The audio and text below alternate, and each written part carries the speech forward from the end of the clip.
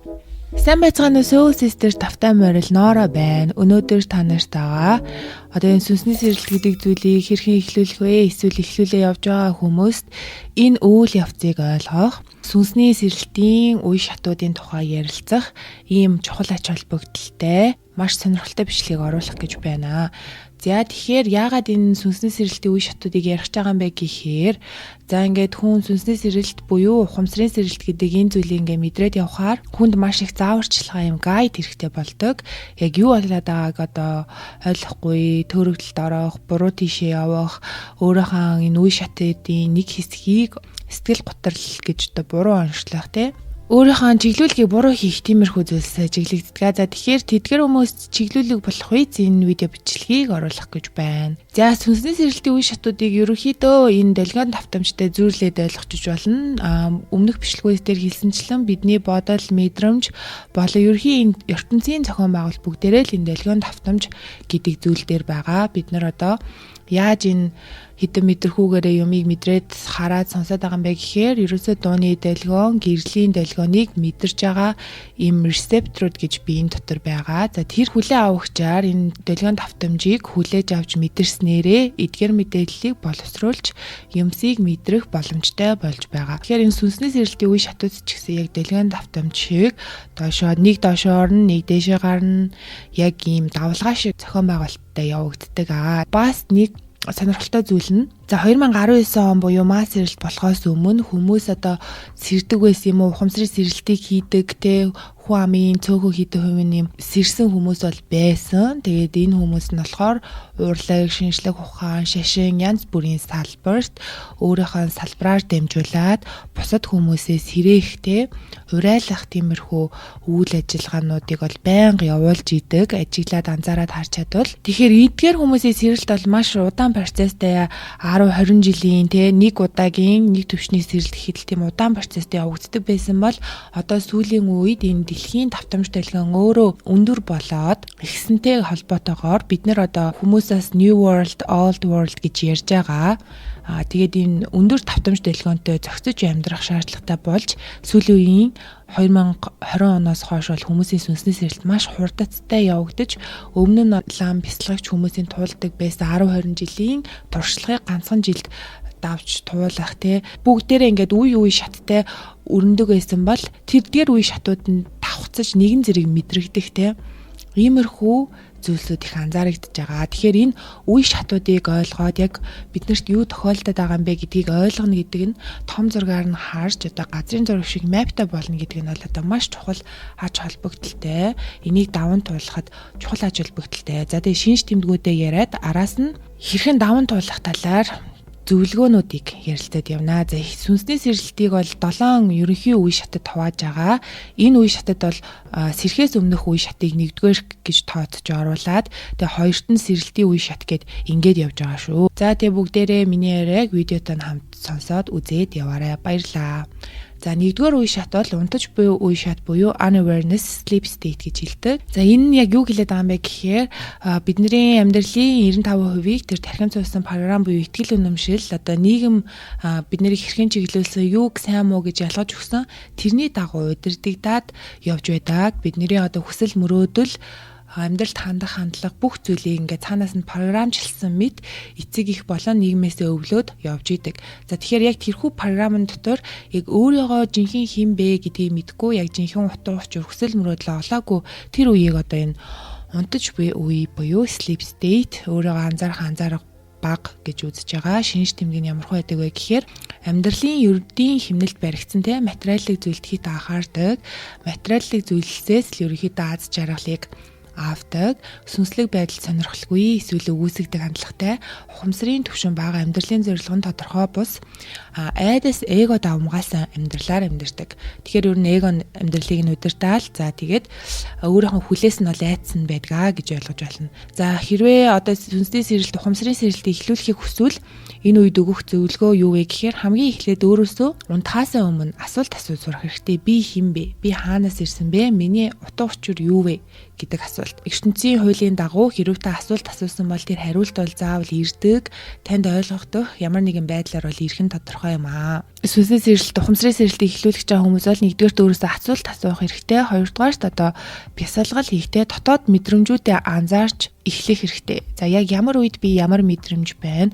Одоо өдрийн дийлэхтэй ямар хуу бодол давмгайлж байна гэдгийг анзаарах хэрэгтэй. Мөн дээрэс нь одоо энэ метафизиктэй даалд ухамсар эдгээр сэдвүүдийг сонирхох нь одоо хүний өөрийн тэр анзааргын түвшин, ухамсарын түвшнийг одоо тэлэхэд маш их тустай байдаг. Тэгээ өдрийн турш яллах програмд үйлдэлүүдийг автоматар хийдэг үйлдэлүүдэд анзаарч тэрэн дээр одоо сэргийг ухамсар анзааргыг авчирч тэдгээр үйлдэлүүдийг яг ямар хуухон байдалтай хийж байна, хурдан дуусгачихъя гэж бодож хийж гинөө, хийж байгаа үйлдэл дээрээ төвлөрч чадж гинөө гэдэг иймэрхүү анзаарга ажиглалтыг өөртөө хийж ихснээр энэ ухамсарын сэрэлт, сүнсний сэрэлтийг эхлүүлэх боломж ирдэг. За тэгээд ингээд хоёрдугаар үе шат нь болохоор юу вэ гэхээр яг тэр сэрэлтийн эхлэл буюу одоо spiritual awakening, сүнсний сэрэлт гэж нэрлэдэг тэр процесс эхэлдэг. Энэ үе шатаа. Энэ бол одоо яагаад сэрэлт гэж нэрлэдэг вэ гэхээр яг л одоо зүүднээс сэрж бие мэт санагддаг. Тэр анзаарга, ухамсарын тэлэлт ирдэг учраас яг тийм сэрж байгаа юм шиг өөрөөгөө ханаас ирсэн хинбэ гэдгийг баг багаар санах байгаа юм шиг тийм мэдрэмж ирдэг учраас сэрэлт гэж нэрлэдэг. Шинж тэмдэг нь юу юм бэ гэхээр гинэт бодит байдлын талаар одоо эргцүүлж эхэлдэг. Амьдралын зорилгын тухай асуултууд гарч ирнэ. Гинэтхэн одоо ертөнцийн илүү гүн гүнзгий ойлголт, ухаарлууд ирнэ. Жижигхэн зүйлээс хүртэл том ухаарал, гүнзгий ойлголтууд ирж ажиглаж чаддаг болдог. За ихэвчлэн сэтгэл готрол амьдралын хүнд хэцүү туршлагаар дамжин энэ үе шат эхэлдэг. За сэрэлтийг одоо эхлүүлдэг awakening trigger-ууд гэж байдаг. Trigger буюу одоо яг тэнд түлхэц болж өгч байгаа зүйлсүүд байдаг. Тэдгээрт юу ордог вэ гэхээр одоо өвхөл, хагцал, салалт, амьдралын гинтийн өөрчлөлтүүд, тэр өвчин завлантай уналт, тиймэрхүү зүйлсээс эхлээд хүний сүнс ерөөхдөө бүр одоо хамгийн hit rock bottom гэж хэлдэг. Одоо хамгийн доод үедээ хүн очих үедээ түүнээсээ гарахын тулд одоо сэрж эхэлдэг. Тиймэрхүү зүйлс ажиглагддаг. За тэгвэл 2019 оноос хойш бол spontaneous awakening буюу зүгээр л ингээ байж байгаа сэрэх тэр дэлхийн долгион давтамжтай нийцхийн тулд зүгээр л хүмүүс ингээ сэрдэг.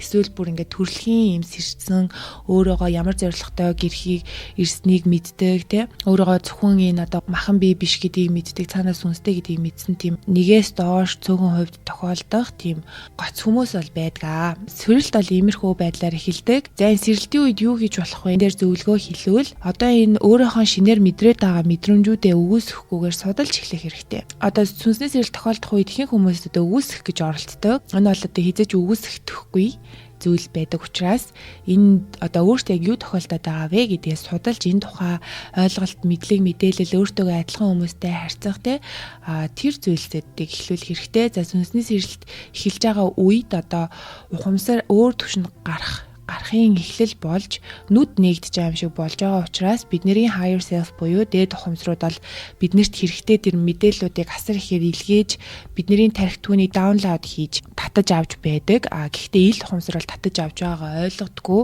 Яг ямар үед тэр мэдээллүүдийг гадагшлуулах боломжтой юм бэ гэхээр яг энэ сүнсний сэрэлт, ухамсарын сэрэлтийг ойлгодог ижил төвшний хүмүүстэй ярилцах мөн энэ тухайнаа өөрөө тэмдэглэл хөтөлж бичих үед тархи дээр замбраагүй олон татаж авсан мэдээллүүдийг одоо гадагшлуулахын тулд эмх зэгсэнд оруулж эхэлдэг. Тэгэхээр та өөртөө ойлгомжтой эмх зэгстэй системтэй үнэн мэдлэг болгон хувиргаж чаддаг учраас энэ хоорондоо ярилцах, мөн дээрээс нь тэмдэглэл хөтлөх хэрэгтэй энэ үед.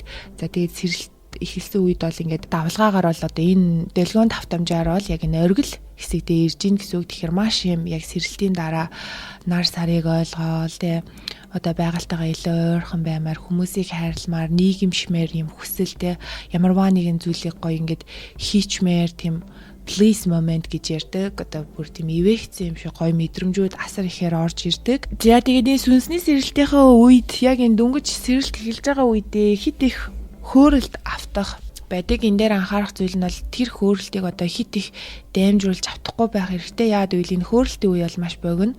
Буцаад энэ нөгөө давтамж долгио учраас буудаг учраас хитрхи дээшээ хөөрөөд явчих юм бол буух нь бол бас их аимшигтай санагдаж тэр төрүүлэх мэдрэмжүүд нь нөгөө гой байсантайгаа адилхан бас маш муухай болж эхэлдэг. Тийм учраас хит их хөөрөлд автаж одоо өдөртүүлэхгүйгээр зөвхөн анзаарч тэр хөөрлийн мэдрэмжийг тархин дотроо цээжлэх гэж хичээх хэрэгтэй. За бидний амьдрал бол үргэлжлэн юм сайн муу ээлжилж байдаг.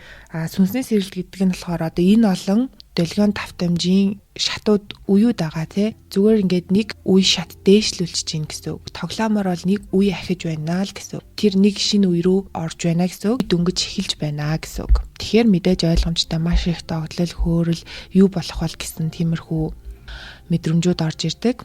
За үүний дараах 3 дугаар үе шат болохоор Dark Night of the Soul буюу сүнсний хамгийн харанхуй шөнө. За энэ ирдэг. Энэ бол ихэвчлэн маш муухай мэдрэмж төрүүлдэг. Ямар шинж тэмдэг илрүүлэх вэ гэхээр өмнө нь итгэж байсан бүх зүйл нуруу унах мэт санагдана. Бүх зүйл утгагүй хуурамч төөрөлцөн мэт санагдана.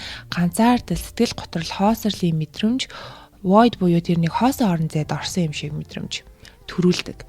За тэгэхээр гацсан байгаа юм шиг ерөөхдөө санагдана. Маш их ганцаардна, нийгэмшмээргүй, бусдаас өөрийгөө тусгаарлахтай материалыг эд зүйлс өмнө нь одоо үзээд дуртай байдаг байсан кино, хийдэг байсан үйлдэлүүд, худалдаж аваад баяртай байсан зүйлсээсээ яг тэр аз жаргалыг авч чадгаа болоод бүх зүйл ямар ч утгагүй санагдаж эхэлдэг. За энэ Dark Night of the Soul-ыг болохоор хурдан дуусаасаа гэж бодоод ихэвчлэн хүмүүс маш муухай үе гэж боддог. Яг үнэндээ бол энэ одоо сүнсний сэргэлтийн хамгийн ашигтай хэсэг гэж ойлгож байна.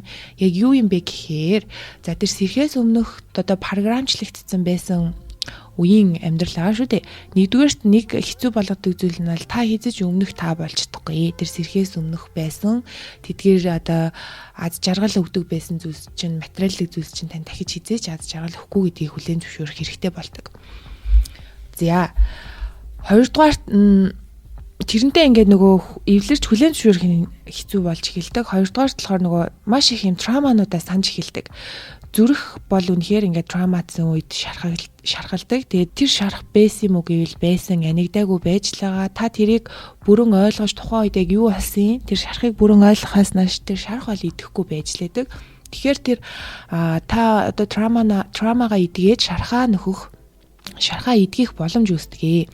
Яг энэ Dark Night of the Soul-ийн үед болохоор бага насны дурсамж, янз бүрийн муухай дурсамжууд ойрхон санагдах, бодогдох, гомдож явдаг хүмүүсээ буцаа санах тиймэрхүү зүйлс травманууд ер нь санаж эхэлдэг. Бид нэр тэрийг зүгээр мартсан байдаг. Тэгэд энэ сэрэлтийн үйл явцад бүхэлдээ өөрийгөө хин юм бэ гэдэг тэр санахал үйл явц байдаг учраас бид нэр зүгээр мартсан байдаг байхгүй юу. Тэгэхээр тэр травматайгаа нүүр тулах боломж гардаг. Тэгэхээр тэр зүйлдээ ерөөсөө одоо зүхтааж болохгүй. Яагаад вэ гэвэл одоо та өөр нэгэн төвшөнд амьдарч одоо сайхан аз жаргалтай амьдрахын тулд заавал одоо энэ шаналлтай бол нүүр тулдаг.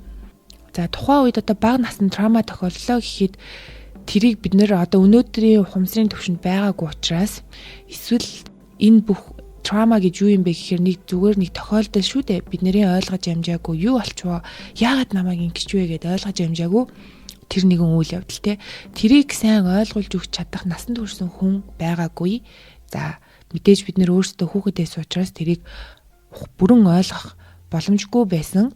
Тэгэхээр тэрийг одоо өнөөдөр та тэнд яг юу тохиолдсон юм бэ гэдгийг бүрэн ойлгох боломж үүсэж байна гэсэн үг. За тухайн үед тэр травмаг бүрэн ойлгоогүйгээс болоод тарих бол өөрийнхөө хамгаалах механизмыг үүсгээд тэр травматик үйл явдлыг ихэвчлэн детальний санахгүй барыг ингээ мартсан байдаг байхгүй юу. Өөрийгөө хамгаалахын тулд цаашаага тэр травманд одоо хүч энергийг зарцуулахгүйгээр амьдралаа хэвийн өргөжлүүлэхийн тулд тархины ерөөсөө хийдэг ажил чинь бид нарыг амьд байлгах шүү дээ. Тэгэхээр ерөөсөө л зүгээр ингээд энэ амьдралыг хэвийн тайван өргөжлүүлэхийн тулд түр хугацаанд мартуулсан байдаг. Тийм ажлыг хийсэн байдаг.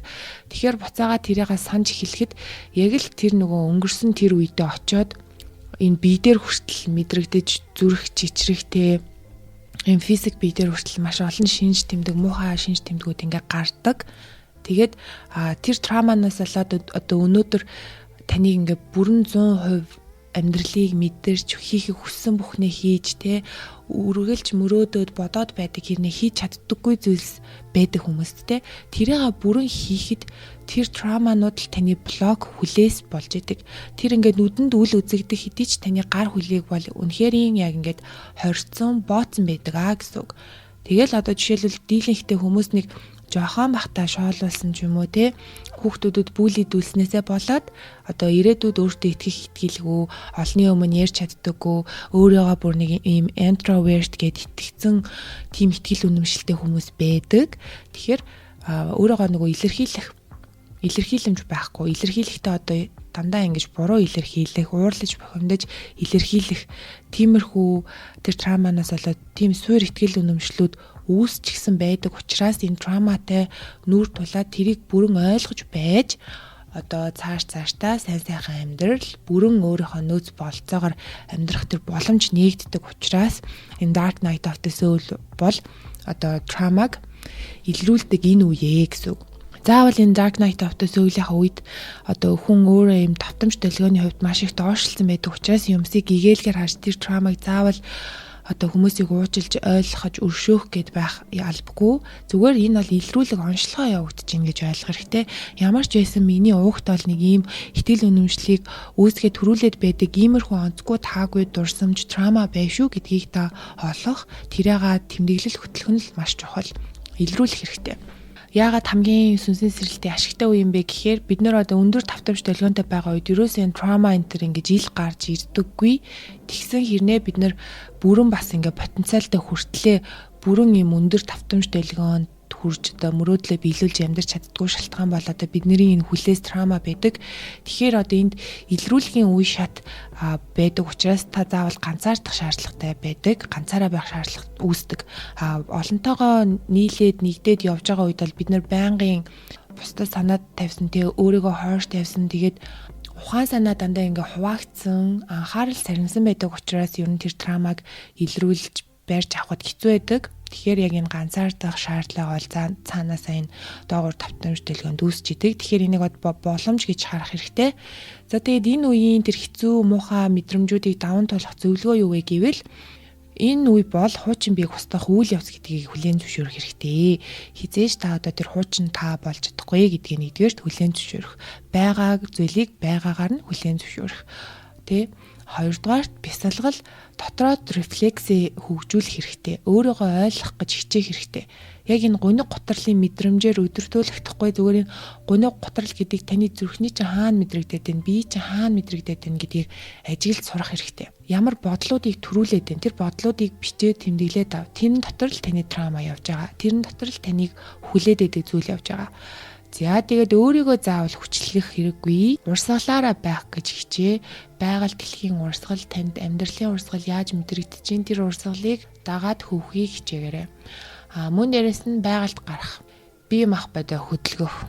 Эдгээр зүйлс бол маш их туслана. Одоо энэ сэрэлтийн үйл явцтай холбоотой подкаст, ном сонин унших нь бол энэ үеийг танд давж туулахад тусалнаа. Энэ үеийг юу вэ гэдгийг зөвөр ойлгоход л та энэ үеэс гарах болно. За дараагийн үе шат болохоор одоо сая давлгаа доошилсан юм чи одоо буцаад дээшлэн тий. Тэгэхээр энэ бол ойлголт ба товч гэгэрл гэсэн glimpse of enlightenment гэдэг энэ үе байгаа. За энэ юу вэ гэхээр одоо гэгэрл гэж юу вэ гэдэг. Гэгэрлийг нэг том кино гэж бодвол тэр киноны трейлерыг үздэг гэсэн үг. Гэгэрл гэдэг зүйлийн трейлерыг үзнэ. Одоо яг гэгэрл гэж юу вэ гэдгийг зүйлийг амсаад гардаг тийм үе байдаг. Шинж тэмдэг нь юу вэ гэхээр хуучин ихтгэл үнэмшлүүдээ Dark Night of the Soul-ийн үед орхисны дараа шинэ ойлголтууд ирнэ. Би өөрийгөө хүснээрээ дахиж програмжилж болох юм байна штэ. Би бол миний бодол биш юм байна. Би энэ бүхэл бүтэн ертөнцийн нэг хэсэг юм байна. Бүх зүйл хоорондоо холбоотой юм байна гэх ойлголтуудыг өмнө нь мэддэгсэн ч гэсэн яг энэ үед бол бүр гүн гүнзгий ойлгож бүр биеэрээ мэдэрч тийм үгээр хилэмгүй те логик сэтгэлгээгээр хэмжигдэхээргүй зөвхөн таны зүрх мэдрэх боломжтой тэр гэгэрлийг мэдэрдэг тэр үе шат байдаг. Бодит байдлыг илүү тодорхой энгийн байдлаар ойлгодог. Тэгээд одоо яг энэ давтамж төлгөөн өндөрсөн байгаа үед та инэрх сэтгэл чинь орж ирээд уучлах боломжтой болдог. Тэгэхээр нөгөө тэр травматай холбоотой хүмүүс үйл явдлуудыг та уучлж зөвөр харах, өөр дахин нэгэн сайхан өнцөг харах үнцгийг өөртөө бүрдүүлэх боломжтой болдог. Маш им олон гэгээлэг видео үзэхдээ тэр үед ингээд хүмүүс гэгээлэг зүйлсийг ярьж байгаа хүмүүсийг ойлгохгүй байгаа хүмүүс байгаа хгүй. Тэр хүмүүс яагаад ойлгохгүй юм гэхээр тухайн үед та Dark Knight of the Soul-ийн үед ч юм уу тийм эсвэл одоо тэр доогуур тавтамж долгионд байгаа тэр хүмүүс юм дээгүүр юм яриад байгаа учраас ерөөсөө л тааш тохирохгүй байгаа гэсэн үг. Тэгэхээр яг өөрийнхөө нөгөө эн чин давалгаа штэ дээшээ доош орж байгаа гэдгийг ойлгоод за доор байвал юу хийж болдог гэлээ, дээр байвал юу хийж болдог гэлээ гэдэг энэ анзаарга. Тэгэхээр одоо энэ 4-р үе шат бол гэгэрлийг одоо амсч байдаг, товч мэдэрч идэг энэ үе шат. Учираас та уучлж өршөөж чадаагүй байсан тэдгээр зүйлийг уужилж өршөөж өөрөөсөө тавьж явуулах, шин зорилгоо тодорхойлох, өөрийнхөө манифест хийхийг хүсдэг зүйлүүдэд бичих, нүдэндээ харах, төсөөлөх те өөрийнхөө үргэлж хүсдэг тэр мөрөөдлүүдэд олох тийм боломжтой. Dark Knight of the Soul үед бол тэндээс тийм зүйлийг олно гэдэг бол маш хэцүү. Олдохгүй угаасаа давтамж дэлгөө нийлэхгүй учраас. За энэ дээгүүр явж байгаа үед бол дээгүүрх нөгөө сайхан хүсэл мөрөөдөл зорилго дээшээ харахад танд юу мэдрэгддэг тэдгээр зүйлсээ олох боломжтой гэсэн үг.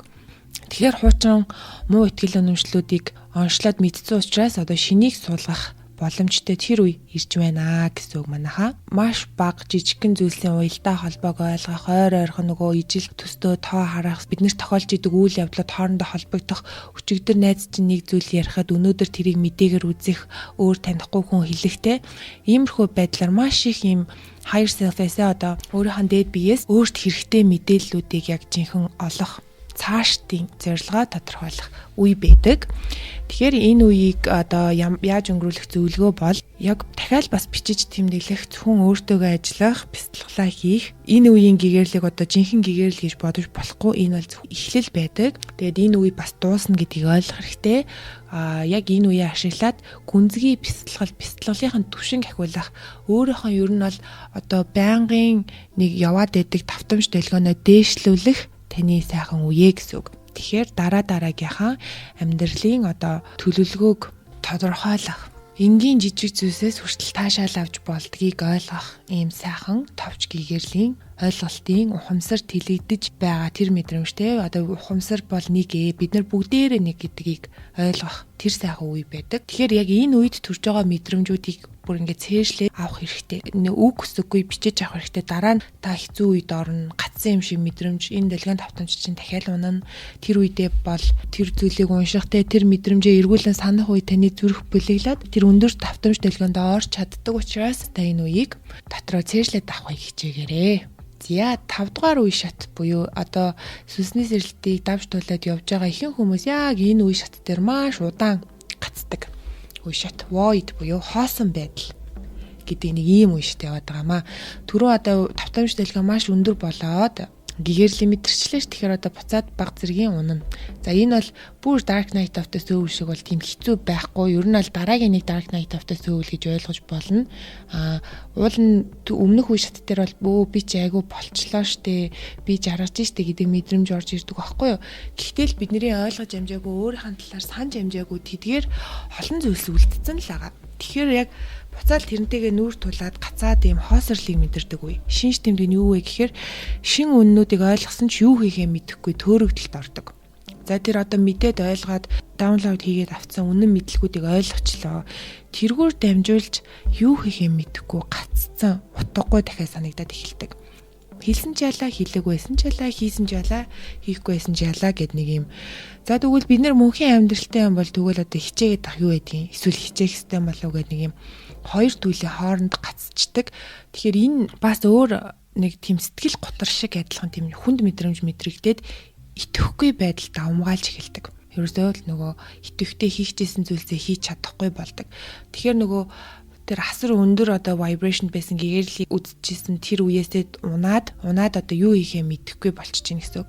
Энэ void гэдэг нь яг юу юм бэ гэхээр бүтэн нэг сүнсний сэрэлтийн нэлээд яг төгсгөлийн хэсэг багхгүй юу. Тэгэхээр та дахиад дараагийн сүнсний сэрэлт дотнд бэлтгэж байгаа. Өмнө нь одоо энэ болсон бүх зүйлээ процесс хийж компьютероор бол тий инсталл хийж суулгаж авч байгаа нэг тийм гацалтын завсрын үе байдаг. Одоо яг шин та ирэх байгаа. Тэгээд хуучин та бас бүрэн орхигдоогүй нэг тийм гацалт завсрын үе гэж ойлгож байна. Тэгээд энэ үед ихэвчлэн хүмүүс яг тэр нөгөө өмнөх бичлэгэн дээр яриадсэн сүнслэг эготой болсон байдаг. Ойлгосон байдаг. Тэр эготойгоо бас тэмцээд гэд ингээд нэг ойлгоод бүх юм бас нэг юм нураад гацаад олж авсан мэдлэгээ юу ч хийж чадахгүй нэг тийм хэрэгтэй юм шиг хэрэггүй юм шиг мэдрэгддэг. Орон зайд хүн орсон байдаг. За энергийн хувьд орсон байдаг, ухамсарын хувьд орсон байдаг. Тэгэхээр энэ үе бол дахин төрхийн өмнөх хоосон орон зай гэж үзэж болно. Хүмүүс дахиад шинээр төрж гой зүйлийн өмнө заавал яг энэ үеийг туулдаг. Яг энэ үеийг нөгөө маш удаан үргэлжлүүлээд идэг аахгүй юу? Хүмүүс яг ингэ дуусгаж чадахгүй. Тэгэхээр яг энийг яаж дуусгадаг вэ гэхээр дахиад нэг шинэ ухамсар шилжиж байгаа завсарлага гэж ойлгох хэрэгтэй. Нэгдүгээрт юу ч хийхгүй байх нь заримдаа хамгийн зөв хариулт байж болно гэдгийг ойлгох хэрэгтэй. Заавал нэг юм хийх гэдэг. Итгэлээ алдалгүй өөрийгөө танин мэдэх аяллаа үргэлжлүүлэх хэрэгтэй юм байна гэдгийг ойлгох хэрэгтэй. Яг энэ үед бол эхний сэрэлт бол маш юм логик ухаан тархин дээр суурилсан сэрэлт болж идэг. Тархины тэр бодол буруу программыг ингэж олж идэг тийм сэрэлт байдаг. Тэгэхээр одоо дараагийн удаа магадгүй танд зүрхний сэрэлт тохиолдох гэж болно. Та мэдрэмж гэдэг зүйлийг ойлгох гэж сэрж иж болно. Танд байсан ч та анзаараагүй ямар нэгэн хэсэг сохор бүсээ нээж илрүүлэхийн тулд та дараагийн дахиад нэг сэрэлт танд явагдах байгаа. Тэрний өмнөх бэлтгэлийн амралт хоосон орон зай. Тэгэхээр яг энэ үед бол маш сайхан амрах хэрэгтэй. Өөрийгөө бэлдэх хэрэгтэй, тайван байх хэрэгтэй. Тэгээд манай нөгөө одоо сувг дээр байгаа тэр газардуулах бяцлаглалыг хийх хэрэгтэй. Энэ үед бол тэр хоосон орон зай буюу ихэвчлэн хүмүүс яг юм тархитлагын дотор төрсэн байдаг. Тэм учраас тэр газардуулгын бяцлаглалыг хийж дэлхийтэйгээ нэг энэ дэлхий бол бидний энэ их байж иж бид нар үүссэн гэдгийг ойлгох. Зөвхөн энэ spirituality буюу сүнслэг байдал биш юм байна. Бид нар ч гэсэн бие мах бодтой юм байна гэдгийг ойлгох. Тэгэд энэ үед болохоор нөгөө физик биеэ гаднаас нь арчилж тордох нь бол маш их сайн талуудтай байдаг. За дасгал хийж эхэлж болно. Өөрөө гоо сайхандаа анхаарч self care хийж тий. Өөрийгөө одоо анзаарч юугаа өөрчлөх үү, юугаа илүү тордох уу, юунд маань илүү их анхаарал хэрэгтэй байна.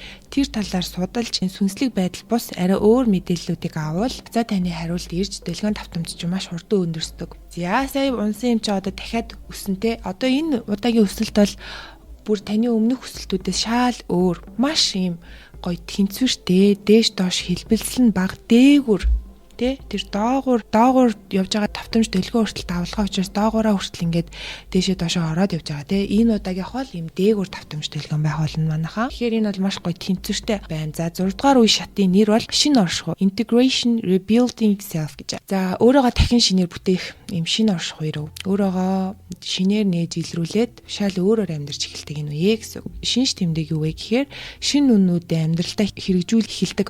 Одоо түрүүн энэ мэдлэг мэдээлэлээр яах вэ гэдэг ингээ гайхаад гацаалтын байдалд ороод юу ихэ мэдгүйсэн бол яг энэ үеэс эхлээд жинхнээсээ хэрэгжүүлж эхэлдэг. Яг энэ үед хүмүүс жинхнээсээ бяцлаглалын үндсийн жинхэнэ зүйлсийг ойлгож эхэлдэг. За мөн сүнслэг байдал практик амьдрал хоорондын тэнцвэрийг олж эхэлдэг. Яг л тэнцвэр ерөөсө бүх зүйл тэнцвэр хар цагааны дундын саарл зүйл дээр оршдог юм бэ штэ. Солонгын 7 өнгө бүр юм гайхалтай юм бэ штэ. Шар өнгөн дургүйгээ тэрийг аваад хайчиж болохгүй юм бэ штэ гэдгийг ойлгох энэ үе. За тэгээд өмнөх үе шатуудыг даван туусны дараа илүү уян хатан, тайван, ухамсартай, хүмүүсийг шүүмжлэхгүй, бүхнийг ойлгодог, хүн болгон өөрийнхөө замналаар өөрийнхөө аяллыг хийж байгаа юм байна. Хүн болгон энэ ухамсарын нэг хэсэг үүрэг оройл нь яг адилхан юм байна. Одоо хаан, мундаг хаан эсвэл боол байлаа гэд хин нэгнээс илүү гэсэн үг биш юм байна. Айл нэг нь байж ич л нөгөө нэг нь байж оршиж байгаа юм байна гэдгийг үнэнхүү мэдэрдэг энэ үе. Тэгэхээр энэ бол маш сайхан тайван бөгөөд жинхэнэ аз жаргалын оргил жинхэнэ утга учраа олж байгаа үе байдаг. За тэгээд энэ үед болохоор юу хийвэл зүгээр вэ гэхээр өөрийн шинэ ойлголтуудаа бусадтай хуваалцах. Энэ ойлголтуудаа эмхтгэж зэгцлээд одоо өөрөө бичихтэй. Мөн дээрэс нь амьдралын дахиад нөгөө зорилгоо тодорхойлох. Дахиад ойлгох. Утга учраа бүрэн мэдрэх. За тэгээд бусдад үйлчлэх, сүнслэг замналаа гүнзгийрүүлэх хэрэгтэй. Бусдад үйлчлэнэ гэдэг нь яг өөртөө үйлчилж байгаа юм байна л гэдгийг ойлгодог үе учраас бусдад үйлчлэхдээ та үнэхээр кайфтай байж чадгалнаа. Өмнө нь болохоор нөгөө бусдад үйлчлэн гээд энэ бүхний утга учирыг энэ үе шатууд бүгд явагдаагүй байхад үйлчлэх үед болохоор нэг тийм шунал те энэний араас надад буян ирэндээ гэсэн нэг тийм сэтгхүүгээр үйлчлэхээрээ бүрэн дүүрэн нөгөө бусдад туслана гэдэг чинь яг өөртөө юм биш те гэдэг бүрэн мэдэрч чаддгүй учраас арай өөр болоод идэг. Тэгэхээр яг энэ үед бол одоо бусдад үйлчлэх зүйлийг хийх хэрэгтэй, туслах хэрэгтэй. Тэгвэл та жинхэнэ гэгэрлийг мэдрэх болно. За тэгэхээр ийм 6 үе шат байна. Бүгдэнд нь амжилт хүсье. Энэ үе шатуудыг одоо ингэж ойлгож мэдэрснээр таны аялал хамаагүй хялбар, зарим онцгүй хэцүү мэдрэмжтэй үеуд дээр удаан гацаад байх шаардлагагүй. Долгион давтамж доошлж байгаа үе болгон танд боломж байдаг. Дээшилж байгаа үе болгонд хит их хөөрөл давталгүй. Өөрийнхөө тэмцэрийг хадгалах гэж хичээгээрэй гэж зөвлөё. Баярлалаа. Subscribe дараарай. Дараа уулзъя манайха.